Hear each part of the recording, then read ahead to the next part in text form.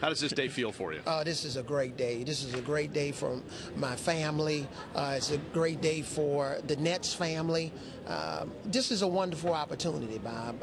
When you look at where this basketball team is now and the potential that we have to really get good pretty quickly is very exciting. You know, it's got to be exciting because it's like a big ball of clay. I mean, it's not like you have the veteran team you had with Dallas. You've got a young bunch of guys who you really need to teach the game to. Yes, and that's one of my greatest assets, I believe, is being a teacher. Everybody talks about the motivational side of what I've done in the past, but I'm really proud of the teaching aspect of it, the day in and day out, helping these guys develop guys. I've developed a lot of young players before in my last stint, and that's what we're going to have to do here. Try to get these guys developed and ready to play in an NBA game and win NBA games on a consistent basis. Avery, that's an interesting point because obviously you know this team won 12 games last year, young team with some good talent. Talk a little bit about the building process. Like a lot of people think, well, we have a lot of money to spend here, we have draft choices, that it's an instant fix. Talk a little bit about the first year, second year, and maybe the third year in terms of how you're approaching that. Absolutely. This is not a microwave situation, right? Okay, and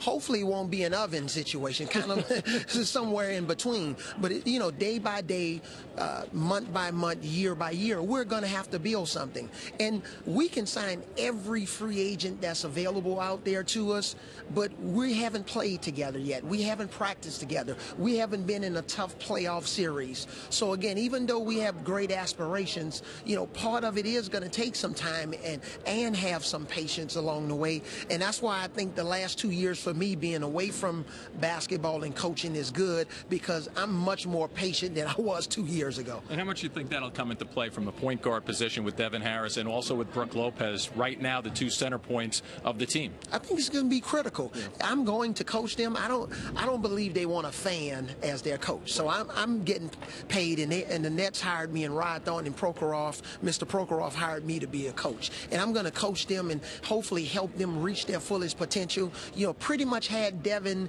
going in the right direction before both of us, you know, left our last situations. And Brook Lopez, I haven't coached him yet, but I'm excited about coaching him. But it's going to be very important that we get those guys moving in the right direction. Hey, Brook can play a little bit, by the way. Yes, more than a little bit. Sounds like Avery's seen some tape on him, apparently. Right, exactly. Hey, want to ask you about this. You alluded to the fact that you've sort of changed as a coach, maybe. When you were up on the podium, you talked about taking the time off after the Mavericks, sort of a period of self-evaluation.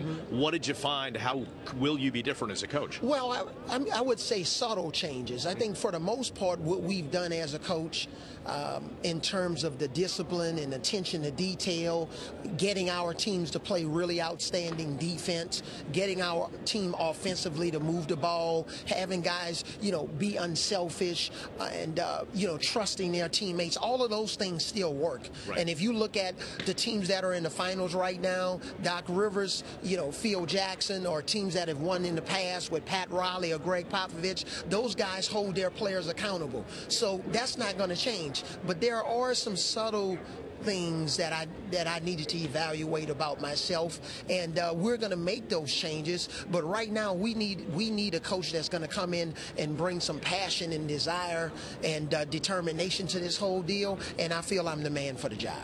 You know, defense is something from a former player's perspective none of us really like to play, but I mean, you have to focus on it. What's the accountability? What do you say to your team in terms of that accountability to get me to buy into playing defense for you and your team? Well, more than anything, we're going to have a system, and the system's going to be laid out from day one. How we play pick and rolls, how we function in transition defensive situation, how we close out, how do we play the post. So again, there's not going to be any gray area. Then we have a stat sheet and a post-game evaluation model that we use, that we hold the players accountable. They're going to get it every game, and they're going to know exactly where they screwed up. We're going to support it with video, but also we're not going to do it to necessarily embarrass them, but to grow them and help them learn. So again, we have a system and a way that we do it that's proven. And you know, when we took over Dallas, that wasn't the greatest defensive team in the world. They were giving up 105 points a game, and we took it down to 94, 93 some years, and 95 other years. So we have a system that's proven. Hopefully the players will buy into it and execute it. I'm just glad I'm sitting on the bench with the microphone now.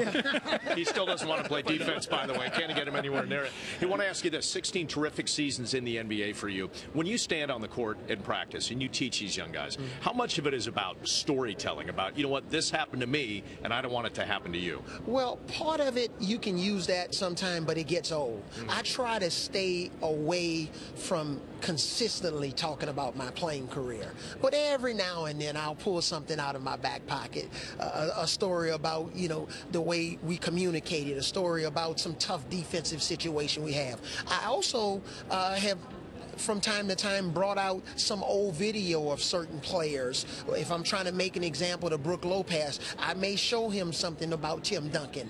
If I'm trying to make an example to Devin Harris, in the past I've showed him one of my tapes, but only just as a point of reference in teaching, not so much to brag about my career or anything like that. But I think you can use it sometime, but it gets old if you use it too much. I do quickly want to follow up with Devin Harris. I think there are some people out there that believed it. Maybe you didn't see eye to eye when you were at Dallas. You alluded to it today. He obviously is clearly endorses whatever, you know, you being here. So he wants to learn from you. He wants to be part of it. How important is that to you, that you're with a player that you were with before and you get a second chance to even make greater inroads? Yeah, it's important. You got to understand, when Devin and I started working together, I was a 39-year-old assistant head coach at the time, and then became his head coach. So he was a rookie, I was young, and in my first coaching job, it was kind of a territory type of deal. I was trying to come in with a big splash and get my foot in the door and really have my imprint as a coach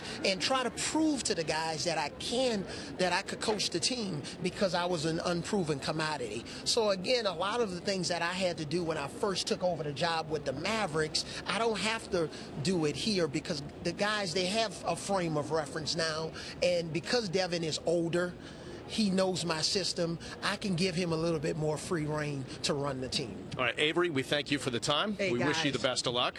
We're excited.